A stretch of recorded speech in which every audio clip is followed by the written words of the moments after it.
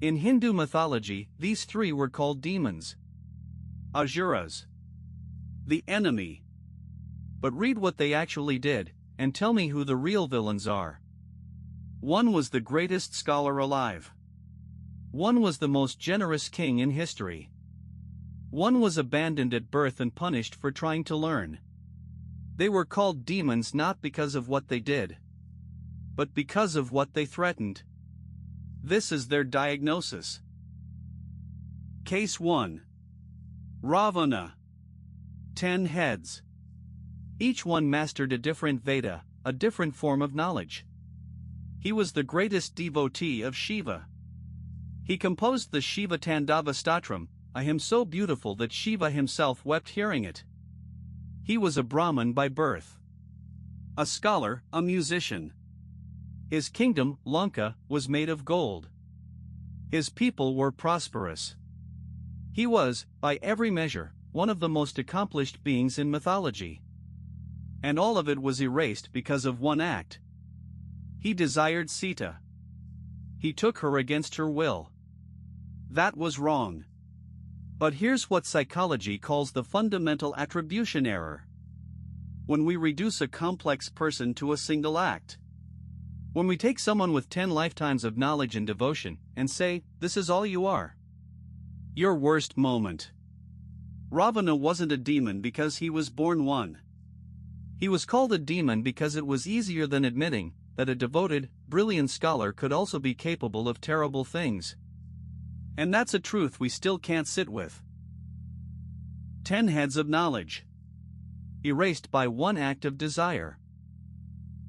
We call him a demon because the alternative is too complicated. Case 2. King Mahabali.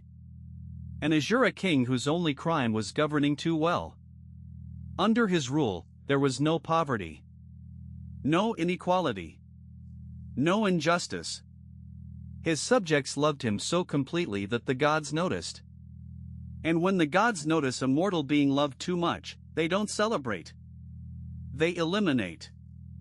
Vishnu came in disguise, asked for 3 steps of land, and pushed Mahabali to the underworld with his foot. In psychology, this is what we call a threat to institutional power. Mahabali didn't attack the gods. He didn't wage war. He simply proved that the world could function without divine intervention. And that was unforgivable. The diagnosis here isn't for Mahabali. It's for the system that destroyed him. When a power structure punishes excellence instead of rewarding it, that's not justice. That's narcissistic injury at a cosmic scale. In Kerala, they still celebrate Onam, the festival of Mahabali's return. Because the people never forgot that their best king was taken by the gods. Not the demons. The gods. His kingdom had no poverty. That was his crime. They celebrate his return every year. The gods never got that festival. Case 3. Karna. Born to a princess. Abandoned in a river. Raised by a charioteer. The moment he tried to learn archery, he was told, "You're not the right caste." When he lied about his caste to get training, his teacher cursed him, "At the moment you need your skills most, you'll forget everything." When Indra came disguised as a Brahmin and asked for his divine armor, the armor that made him invincible, Karna gave it away. Because that's who he was. He gave everything to everyone who asked, and the universe punished him for it every single time. In psychology, this is called moral injury. It's what happens when someone repeatedly does the right thing and is punished for it. It creates a wound that doesn't heal, because the person can't point to anything they did wrong. Karna fought for Duryodhana. Not because Duryodhana was right.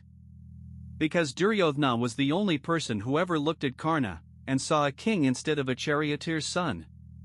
And for that loyalty, that one moment of being seen, Karna gave his life. The gods called him the enemy. History called him a cautionary tale. Psychology calls him the most morally injured character in world mythology. he gave away his invincibility. Because someone asked. The gods cursed him for learning. Then killed him for fighting. 3 demons. A scholar. A king. A warrior. Not one of them was born evil. Ravana was reduced to his worst act. Mahabali was punished for excellence. Karna was destroyed for loyalty.